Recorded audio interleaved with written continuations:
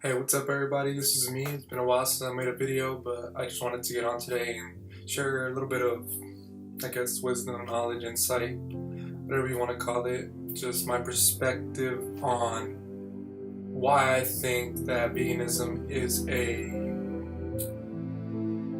something that is only possible because of modern day civilization, and that I think that people need to really wrap their head around what's really going on. For instance, let me just start off by saying that civilization and veganism go hand in hand. Without one, it's very hard to have the other. And then you add on top of that an increasing population that is just exponentially out of control, and it makes it for a hard environment to maintain throughout generations, and we haven't even been able to be testament to really if that's a possibility or not. So the reason veganism is possible today in modern days is because of technology, right? Because you can get, and especially other sects of veganism such as fruitarianism or being fruitarian, and I say this myself, being vegan and raw and experimenting with all these things, but still having an open mind to explore the reality, because you never want to shut yourself off to reality. And I'm pretty early on my journey, so I'm not definite about anything, and I always have an open mind, and that's one of my things that I hold important to me, is that you stay open-minded and remember that really, when it really comes down to it, that it's not all about food. At the end of the day, we have to get out of that mindset of where diet becomes our religion, what we eat on a daily basis. With that being said, I always do put thought, because I care about how I'm treating my body and the planet and environmental factors and all these other issues that come into play when you're talking about consuming resources from your environment and the planet ultimately. So let's get back to why veganism is a result or only possible because of civilization, because we've developed and implemented all these technologies that allow us to be able to share foods from all over the world in different seasons and be able to transport these things so that people don't have to eat meat. They have different sources of protein and calories, and my views are pretty, when it comes to calories and all that, I don't really subscribe to the mainstream theories of why you need to eat 3,000 calories a day or whatever, because I don't really think that's true. I began testing some of the limits and some of the possibilities of the human capabilities to be able to go long periods of time without food, 40 days without food, just water, and 26 on another occasion, and just experimenting, trying to see what really is possible, because I don't believe the idea that we need to consume a specific amount of calories, as we've been told, in the past by science.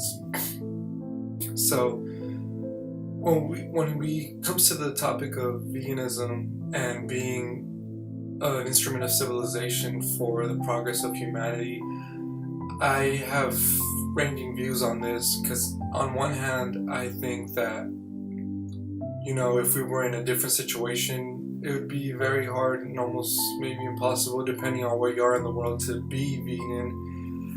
And on the other hand, I have this notion of human progress and evolution, and striving towards a more evolved way of living, where we're not hurting animals or the planet, and we're not hurting ourselves either in the process. So those are my two, that's the dichotomy that I play with, and wanting to balance things out and find the right path using those 2 points of views. And so I think that it's important to look at all angles, of course, So, when people want to talk about the whole paleo approach and going back to things that have worked in the past, such as, the primal ancestry diet, trying to live like our, ancestors did before, because we know that worked, and because we made it through to this modern day, and we're still, we thrived, as far as we know what thriving even means, and then, like, people want to point that out, but at the same time, I want to suggest that perhaps we can improve upon things based on the technology and the understanding that we have current day in the science. I know, I always try to stick to natural laws and things that nature provides for us, and try to work hand in hand with nature without getting too out of touch with it. I always want to, keep some of those principles as like grounding, getting sun, meditation, clean air, water, all those things, of course, you want to stay in line with. But at the same time, through our understanding of science and the evolution of technology, we can try to, kind of hack in a way, still staying within the guidelines of natural laws, but using that knowledge to our advantage, where we can implement better ways to sustain an ever-increasing population here, right? So that's kind of where I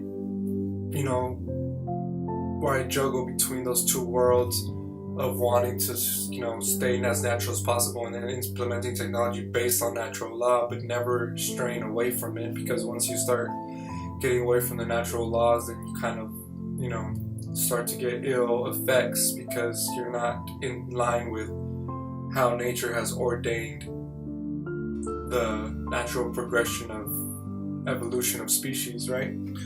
So those are things that I think about when I'm regarding different dietary approaches to, eating or living lifestyles and stuff and whatnot.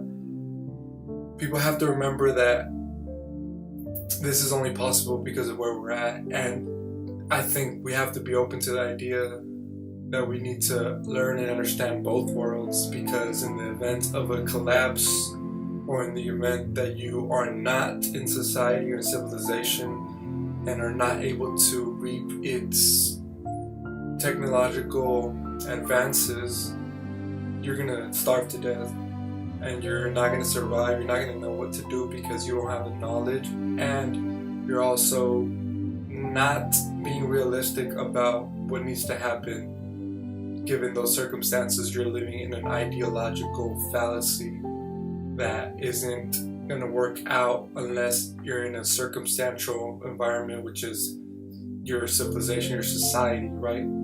So I would urge people to try to research both sides of the equation, and in the event, of something not being available to them, be able to adjust and be able to procure a solution to the issue, rather than just sticking to an ideological, religious dogma and wanting to go based off of that, Because when it comes to veganism, I don't subscribe to it from a moral, ethical perspective, because I don't think that's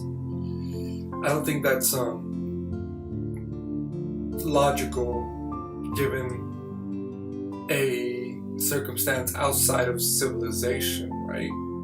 And to me, truth has to be universal. It has to apply anywhere, no matter where you're at.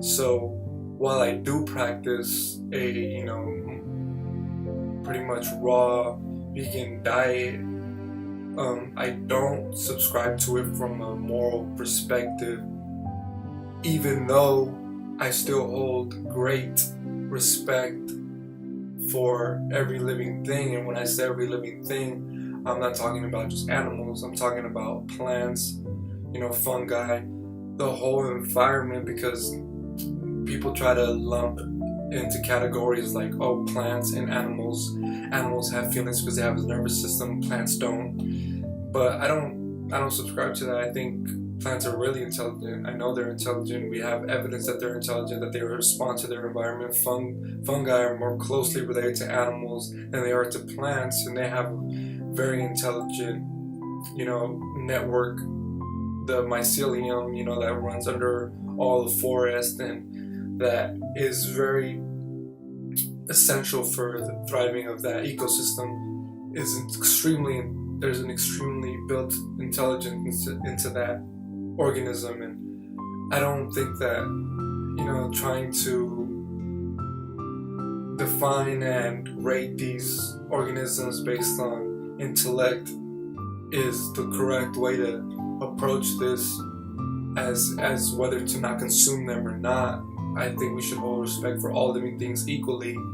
But the reason I do what I do is because for other reasons. Like, for example, like I eat raw because I want my food to be in its most natural state, and I don't want it to be distorted. I don't want the proteins to be, you know, I don't want the proteins to be denatured. I don't want the oils to be, you know, rancid. I want just to be in its most natural state. I want all the enzymes to remain intact. And at the same time, I understand that a lot of this is possible because of civilization, but I'm utilizing that knowledge to be able to kind of boost my health and live as best as I can while I have the opportunity. But given the circumstance, I would adjust accordingly, right? So this is my current understanding of the world around me. So this is why I'm doing it, for my health and trying to get, you know, that, you know, I think the lower you eat on the food chain, the more of that biophotonic energy that you're getting, the more of that, of those healing properties, those medicinal properties you're getting from your food, and less toxic bioaccumulation in your end product of your food, right? So that's some of the reasons why I eat how I eat, but it's not coming from a moral, ethical perspective, even though I do hold strong moral and ethical beliefs towards all living things, and I try to respect them as best as I can, you know. But I don't think that approaching a dietary perspective like veganism from that perspective is, I don't think it's right in my point of view, because it's kind of,